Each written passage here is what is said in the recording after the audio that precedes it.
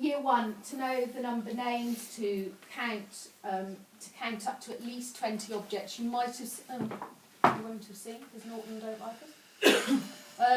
In maths yesterday, year 1, I was getting them, we had all the number cards from 10 to 20 and loads of blocks, and they had to count out, say 15 blocks, but I also emphasised to them that the 1 stood for 10, and we put the first 10 in a row of 10 and then the next 5 next to them, so that I began to emphasise the difference between tens and units, and that 20 is 2 blocks of 10 and then nothing else.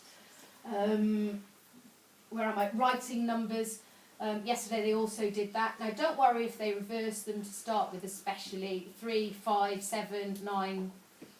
They do it all the time. It's always the same numbers. It does eventually correct itself. Again, you can point it out. You don't need to not say anything, but the starting point's often the problem, and the way they go round. So they need to make sure they do a 3 the right way round. Opposite to, I'm confusing myself, yeah. Opposite to a C. So you get them to write a C, and then they do 3 the wrong way, because that's the way they go. Partitioning team numbers, which I've already explained about, sounds flash, but basically it's saying, right, okay, it's 10 and the other number, so 17 is 10 and 7. Yeah? Yeah. Solving addition and subtraction problems, some of them can do it instantly and say, oh, that's whatever the answer is.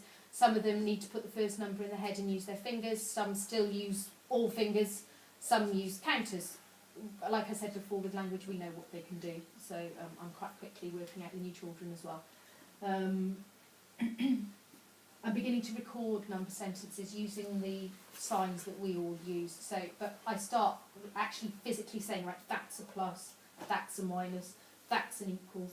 Use the proper names. So make sure if you're going to do some at home that you use the words addition and add and subtract and take away and equals and makes, so that they begin to be familiar with the language of mathematics.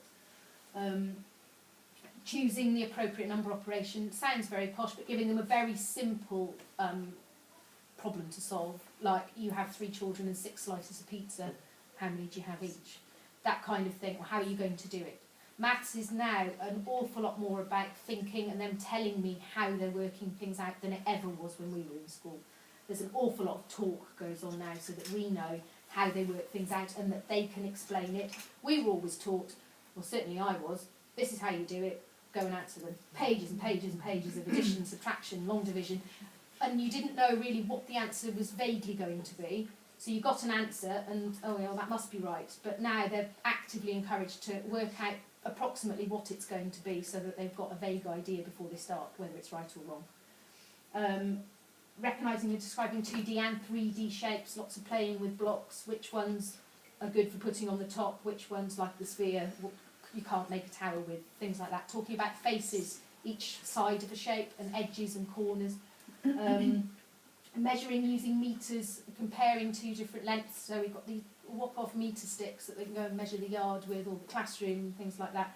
Beginning to talk with year 1 about things like meters. We've got clear rulers that are 30 centimetres, how many rulers make a metre, that kind of thing. Moving on in year 2, numbers at least 100, grouping in tens. Yesterday we were counting, it was really interesting, had the 100 square up and counting 10 on from any number between 1 and 100. So what's 34 and 10? What's 56 and 10? We're adding first, but showing them that it's just 1 down on the number line and it's adding 110, so that if they've got 44, it's good if they can get it in their head and see how the number's written. So it's a 4 and a 4, so the next one will be 5 and a 4, and that's 54 to start with when they need to work it out, and then it'll just come like that, like it does with us. Counting tens to 100, reading and writing numbers to at least 50. Now with year 2, I'm beginning to become a bit more conscious of whether they reverse their numbers or not. So start in the right place, get them the right way round is the only way to go. 6 is another one, they start it the wrong way and then you can't change it round. Solving addition and subtraction problems, and tricks like adding 9 and 11. So to add 9 you add 10 and take away 1. To add 11 you add 10 and add 1 on. That getting them to really think now about number and how it works, and that's why the 100 square is so important, so that they know the value of a number, so that they know that 34 is a lot more than 11, but that 76 is also more than twice, you know, that kind of thing. Finding totals using money. Now, you'd think money'd be easy because it's just number, but it never is, and adding totals of money they always find quite difficult. And they don't see money very often. Some children are brilliant at it, and you're just like, oh, okay, that's, you know, they can just do it. But other children find it really difficult, and I'm very conscious of this as well, that my children don't go to the shop and pay for anything with proper change, because I never got any. It's always that bit of plastic that pays for everything.